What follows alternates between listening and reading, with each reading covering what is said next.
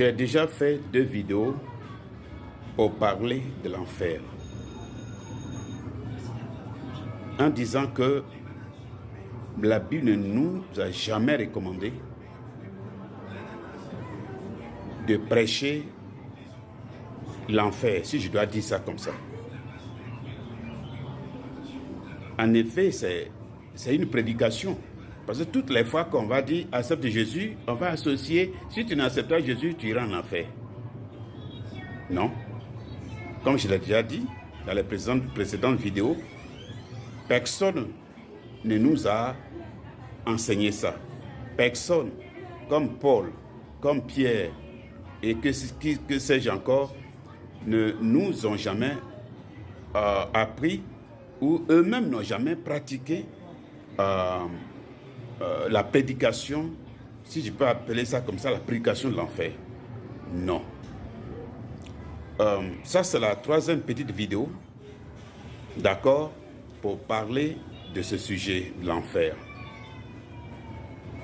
Pour donner encore quelques idées de ce qu'est vraiment l'enfer. D'accord? Quand on lit 1 Pierre 3, je crois le verset 19, la Bible va nous dire que Jésus, quand il est mort, il est allé dans les régions inférieures où il a prêché la parole aux esprits en prison. Je crois qu'on fait allusion sans doute au séjour des morts. D'accord? Il a dit qu'il allait là-bas, quand il est mort, il allait là-bas dans les régions inférieures pour prêcher l'évangile à ceux, aux esprits qui étaient en prison. D'accord? Ça c'est Pierre qui l'a dit. Et Paul aussi a parlé de cela. Quand on lit Éphésiens chapitre 4, du verset 7 au verset 10, la Bible va dire que celui qui est descendu dans les régions inférieures, c'est le même qui est monté. D'accord? Il est allé là pour prêcher l'évangile là. Et la Bible dit qu'il a fait des captifs. C'est-à-dire, il a enlevé des gens l'enfer. Une façon pour vous dire que l'enfer là, c'est vrai, les gens vont en enfer. Ceux qui n'ont pas cru et qui meurent vont dans cet endroit-là. Voilà, pour vivre dans ce lieu d'épreuve. D'accord? Aucun détail nous a été donné de la façon dont les choses doivent se passer exactement dans le séjour des morts ou dans ce qu'on appelle l'enfer. Oui, c'est vrai. Mais la Bible dit que Jésus a pris des gens là et il est parti avec eux au ciel. D'accord? Il a enlevé les gens de cette prison là pour les emmener au ciel.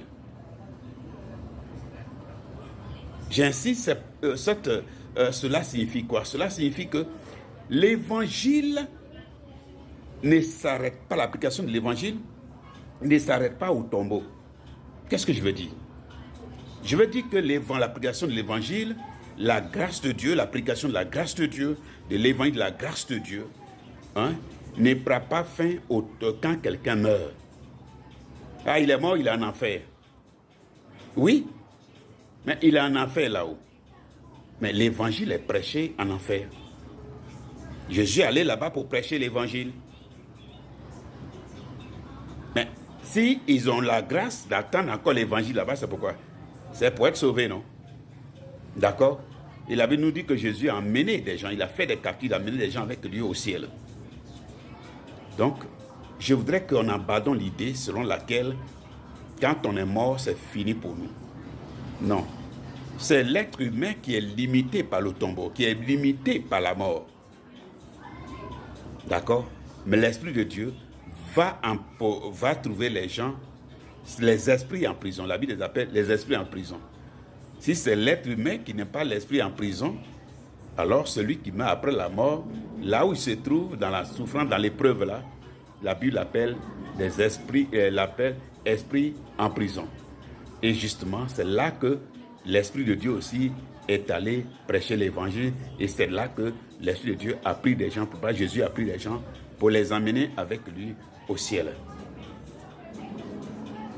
Donc, c'est vrai, quand on n'accepte pas Jésus aujourd'hui, on va dans cet endroit pour vivre, un temps d'épreuve intense. Ça, c'est vrai. Mais pour dire que c'est fini, le séjour des morts, l'enfer a gagné, c'est archi faux. L'évangile est prêché là-bas. D'accord? L'évangile est prêché en enfer, dans le séjour des morts, si vous voulez.